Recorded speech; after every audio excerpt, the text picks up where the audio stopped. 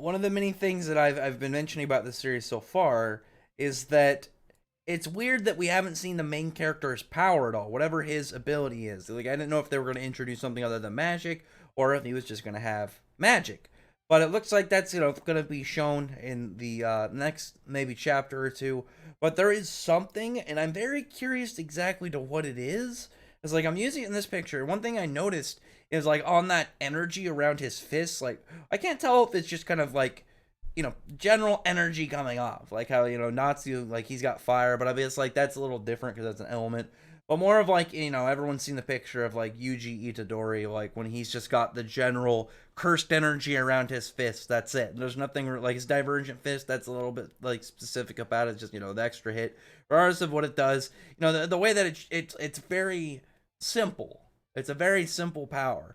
But if it's that, or if that's just how this looks right now, I'm fine with either. But one thing I definitely wanted to take note of is the shape of it is similar to his whatever, it's like an emblem or a brooch or whatever it is that he got that's on his grandfather's cloak.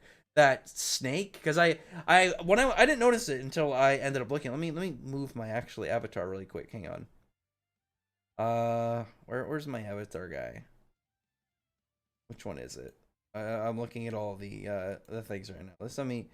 Let me move it actually instead. I don't know if it's image. I had it labeled wrong on my OBS, but if you look at it, it's a snake eating its tail, the Ouroboros, and that's one thing that I didn't notice until this chapter, until I was like zooming in when I was talking to Colin Credle about it. Is that not only does it look kind of like it, like it's the general kind of circular shape, and then it has these weird bumps on the outside. I don't know exactly what those are supposed to be, but it's definitely part of it, or if it spikes or what. Either way, I think I'm guessing that's gonna have something to do with like the reveal of what exactly he is and what he can do. But the chapter itself, again, how many pages is this? 30? My guess is what Nakaba wanted to do with this chapter is he just wanted to tell like a little bit longer of like what feels like a chapter one a little bit maybe, or he's been really excited about doing this, so maybe he's just starting a bit thicker and he'll go these extra chapters like until we get whatever Percival's powers, which I'm fine with. Like I'm surprised he did another big chapter because usually it's like the first chapter, you're getting like somewhere between generally 55 to 70. Like some people do more chapters. Usually like 55 to 65 is kind of like the aim. Some people do more. Some people I don't know many that have done less, but I'm sure there's some. But he did what is it like 60 or 70 pages in the first chapter. Second chapter was like 35. This chapter's 30. I'm wondering when he's going to slow down. I'm surprised that the third chapter is this big because usually the second chapter is a little bit thicker, like that 25 to 30 page. The third chapter, though, being this big, is very surprising. But in it, we got a couple parts I did think that was actually really funny because with I don't know. I hope people can't hear that. I don't know if I have to oil or something this freaking mic stick or whatever it is, like mic clamp.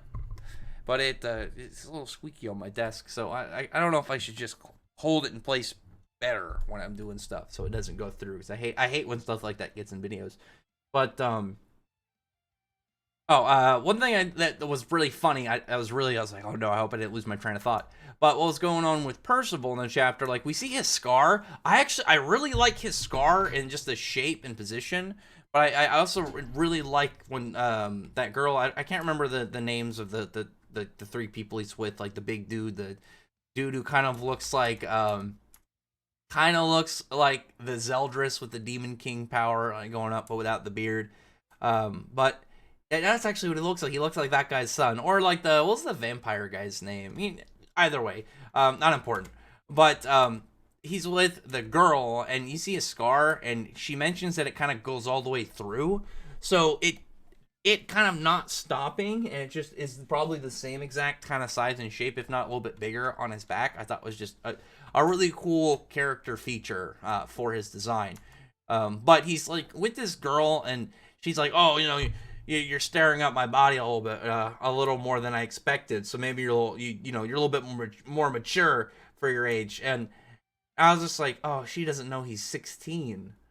And then so like this part of the chapter I thought was pretty funny, and he's like, doing some Goku stuff, doing Kid Goku, getting a handful of her boobs, and he's like, oh wow, these are soft, just like Grandpa said, and she like dunks him underwater, even like there's nothing there, below the belt, dude. I'm just like, man, you need to calm down a little bit, dude.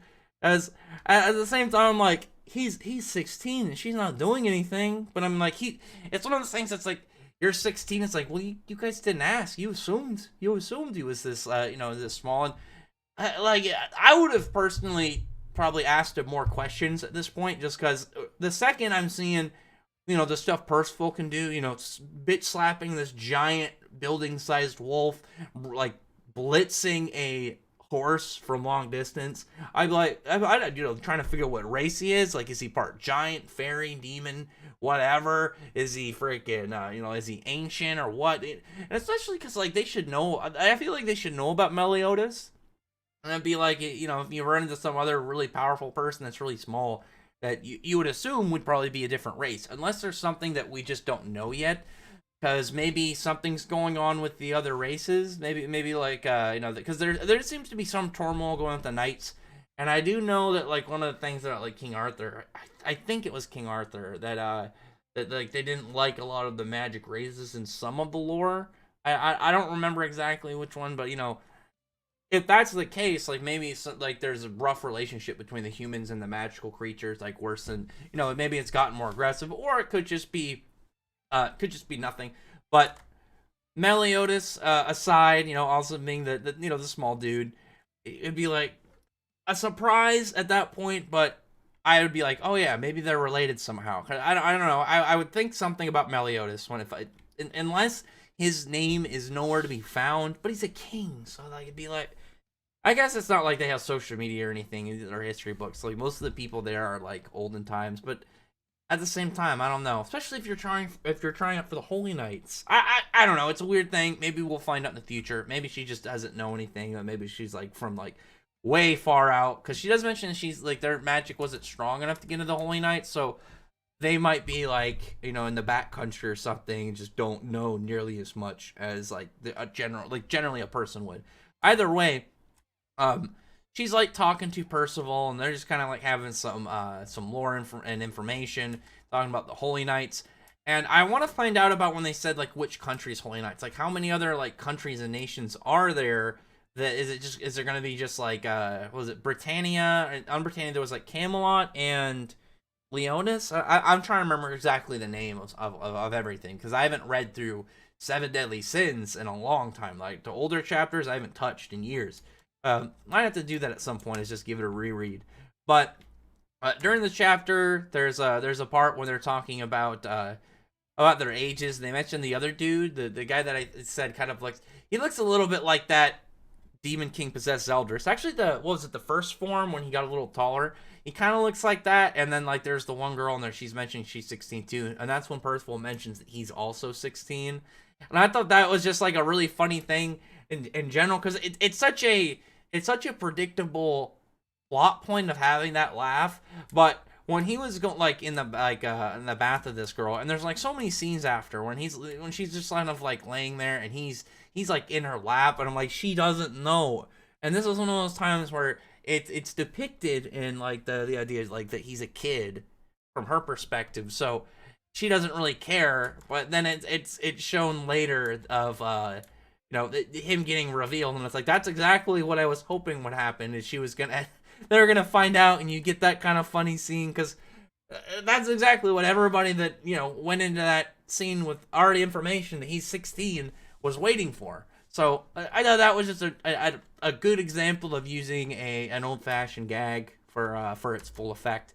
But next, like, there's a part where like they're trying to find information on Ironside, and one thing that was mentioned is he has red armor. And I don't know what it is about like Seven Deadly Sins and red armor, because it's always bothered me a little bit. Not for any particular reason. I just remember like they made Galland red in the anime for some reason instead of his like weird mossy green. I liked that he had that weird color. Oh, and they made Estarosa's color red, I think, too, and his was like weird because his was orange, and then you don't get a lot of characters in orange anymore.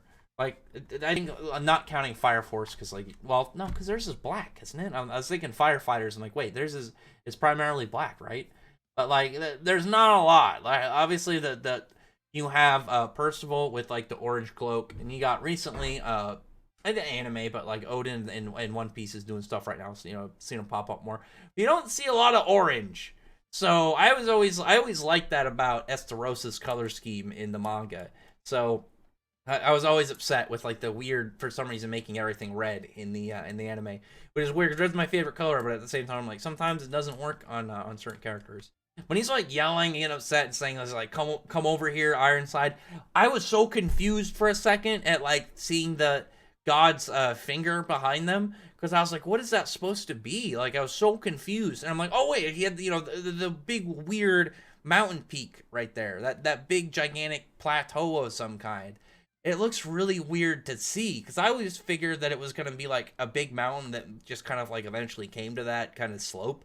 But no, it's just one big cylinder of rock. So very strange. I don't know if that was ever a thing in Seven Deadly Sins. I'm very curious though if that existed in their story like some point, or if that's the byproduct of somebody's attack. I can't remember 100% on that. But then they have like a black armored knight guy show up, and it's this dude. He's got like a sick like iron ball on a staff. I did like his weapon. I thought his weapon is really cool just because you don't see a lot of blunt force weapons like that. It's usually swords of some kind, and then you start getting into stuff like sickles and katana. Well, I was gonna say katanas, and I'm like, that's the type of sword. So what am I talking about? But you don't get a lot of just like these big smashy meathead weapons, and usually when you do get them, they're on characters who are fodder. And so it'll be cool to see if this guy's more important later on. Like I'm kind of predicting this guy to become like almost like a mentor to the main character, because when he's starts out, you assume he's just maybe like a fodder guy that Percival's going to fight. But while they're fighting, like obviously Percival can't do any damage to him. Like he's got like a strong body, but he doesn't have anything kind of like special at this point. There's nothing he would be able to do against a Holy Knight. He's just like a really really energetic like little cat against a big cat, or like a chicken going at a dude in a knight's armor. Like he can sprint out with as much energy and power as he wants, but I mean like whatever he's doing is not doing anything, because I even mentioned at one point when that really big dude goes to move this knight, he couldn't move him at all, and the big dude is like has to be like 7 feet tall or something. He's just one of those big yoked guys, and he's not able to move him.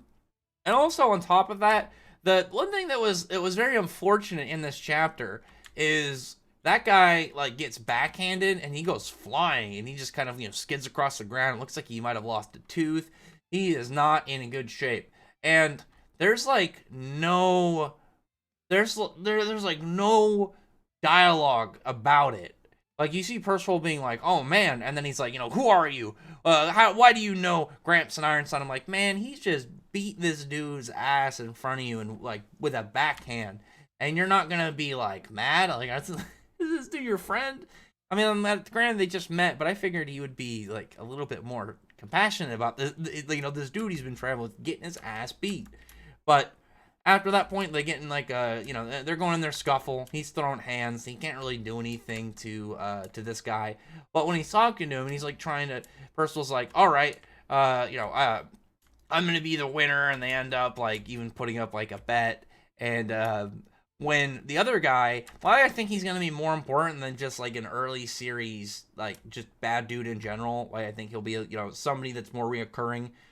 This is like, I was like, that means that there's some worth to train you. Like he clearly wants to train him. And like while he's beating him, he's like, trying to get him to admit defeat.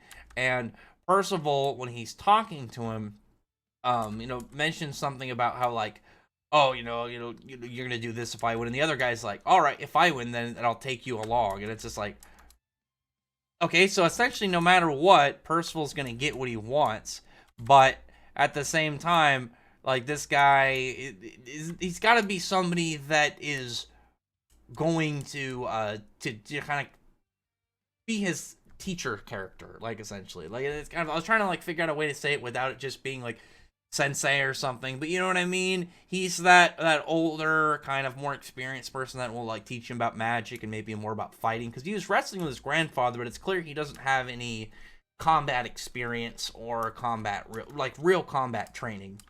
And then at the end, when he's getting cheered on by this one kid that's there, because that's saved. It was one of the kids. He's like saying that, oh no, Percival's the hero that saved my grandfather and I, talking about like the wolf and stuff. And that's when he ends up pushing this guy back, and he has this weird power. And the power, I'm really hoping that the weird balls around it, that looking like his cloak emblem, isn't a coincidence. I'm hoping that's actually gonna have something to do with it. Just because it was one of those things in Seven Deadly Sins that I was always really bummed out about, that you had, like, for instance, Meliodas had, like, the sign of a dragon, and, like, all these characters had these cool insignia and, like, represented animals of them with their sin, but those didn't really ever come into play that much, like, except for like, Escanor, like, when he had the tattoo, and I think it worked better with him, but say, like, Meliodas, we got some parts where, like, did stuff with the old dragon sword that was actually, like, a key and stuff with him, but it never played too much on those, and I'm kind of hoping that's what it's going to be with Percival. We'll see exactly what his power is eventually. Like, the next chapter is called Unknown Power, so I'm guessing we aren't going to get a full explanation of it. If we could get something that's kind of gives us a hint, or like a display of it doing something specific, instead of just maybe him punching really hard. If he's a brawler, I'm fine with that, but at the same time, like, I just want his power to have some form of unique trait. Like, whatever it does, I want it to just be kind of like a cool thing that we're going to see, evolve and adapt and progress throughout the series, and not just be, like, big energy, hitting. Because he doesn't have anything about it that would be, like, to kind of give that a more fun thing. I mean, like, obviously, like, I know, like, Natsu Dragon, like, for the most part, the basis of his is, he's a fire brawler. There's a lot of extra cool stuff on it, dragon stuff that, gives it way more beef to it. But his whole character style being this kind of like brawler martial artist, I think fits it pretty well. But we know that Percival is going to join the Magic Knights, Holy Knights. So at some point he's going to have maybe some swordsmanship, and it's called the Four Knights of the Apocalypse. So I assume he's going to have a weapon of some kind. He could just be a brawler, but at the same time, if he's a brawler, no, because even then, like, he has to get gauntlets or something, because we know that Sacred Treasure is just using like a special tool to, as a conduit for your magic and abilities. In Seven Deadly Sins, it's stronger. It's not the same as just using it freely. Like, even Merlin has that orb that she uses. But anyway, other than that, though, comment below. Tell me your thoughts about this chapter. I thought this was a pretty good chapter. Like I said, I liked the comedy in it. I thought the information was pretty good. And I really want to see what exactly Percival can do. That is one of the things I'm very much interested in the next chapter. I've mentioned it multiple times. I want to know what his power is. Like, I can wait on, like, a lot of the larger scale plot going on, like finding out more important things, like, over a gradual amount of time. But stuff like finding out what a character's ability is, I'm so impatient on all the time. It's somewhere like we get a character and they have no name. It's like, why can't we just get the character name? Like, we can't get, like, a panel of, it'd be like, it's like getting a character and just no idea what their power is, and you wait forever for it. You couldn't get, like, a panel of, like, a guy, he's got his hand out, or something happen where you just see, like, a little bit of whatever is magic or element, or he's got, like, a certain sword or something. It's just like, give us crumbs, at least. Don't just, like, show us a character and then go away. It's one of the most, like, I wouldn't say painful, but it's one of the most aggravating things for somebody who has such a low level of patience society. But anyway, other than that, though, comment below, thumbs up the video, but friend the like button, subscribe button, and check out my other videos. But other than that, I appreciate everybody's already subscribed. Thank you all for listening. Bye.